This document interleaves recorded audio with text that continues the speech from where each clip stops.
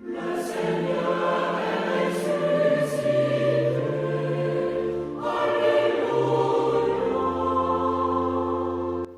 frères et sœurs, dans le Seigneur, Shalom.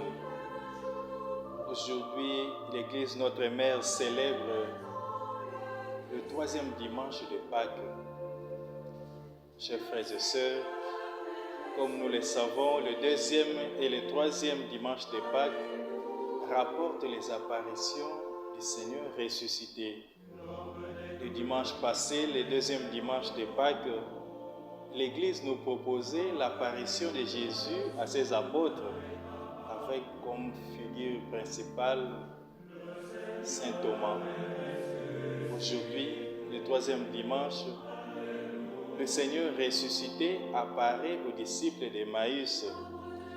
Il chemine avec eux, mais ils ne comprennent pas que c'est le Seigneur qui est à leur côté, que le Seigneur qui est leur compagnon. Oui, chers frères et sœurs, parfois le Seigneur chemine avec nous. Parfois le Seigneur, le Christ est ressuscité, nous accompagne dans notre vie, mais notre cœur est lent à comprendre et à saisir, à sentir sa présence parmi nous. Cela parce que nous nous éloignons de sa présence, comme les disciples d'Emmaüs qui s'éloignent du Christ ressuscité et reviennent dans leurs anciennes habitudes, dans leurs anciennes occupations. Nous aussi, parfois, nous éloignons du Christ. Saint Pierre, dans la 2e lecture, nous dit « Vivez donc dans la crainte de Dieu ». Vivre dans la crainte de Dieu, c'est être fidèle à sa parole. Vivre dans la crainte de Dieu, c'est savoir écouter la parole de Dieu. Cette parole qui nous ouvre l'intelligence à la compréhension des Écritures. La parole de Dieu nous aide à comprendre le Christ ressuscité. La parole de Dieu nous aide à être toujours à côté du Christ, à sentir sa présence, même dans les difficultés, dans la souffrance, comme dans la joie. Saint Luc l'affirme à la première lecture, lorsque Pierre prend la parole pour parler de Jésus, il évoque les Écritures. Psaume 16, versets 8 à 11.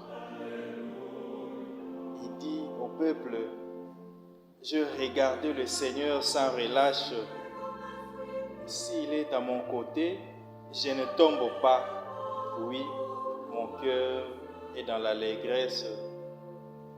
Ma langue chante de joie. » Cette joie, c'est ce qui a animé, qui a inondé les cœurs des disciples d'Emmaüs lorsqu'ils retournèrent voir les autres disciples, les apôtres, pour leur dire « C'est sûr, le Seigneur est ressuscité, nous l'avons vu. » Ils ont compris que leur espérance n'était pas vaine.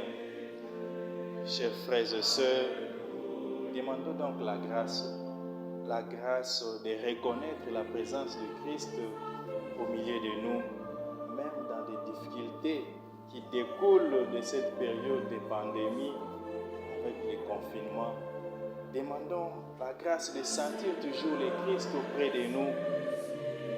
Disons-nous que Dieu est toujours à nos côtés pour nous encourager, pour nous fortifier, nous donner encore de l'espérance de croire que cette période de difficulté, de souffrance va passer et que nous allons encore retrouver notre joie, la joie de Christ ressuscité, la joie qui a inondé les apôtres et les disciples.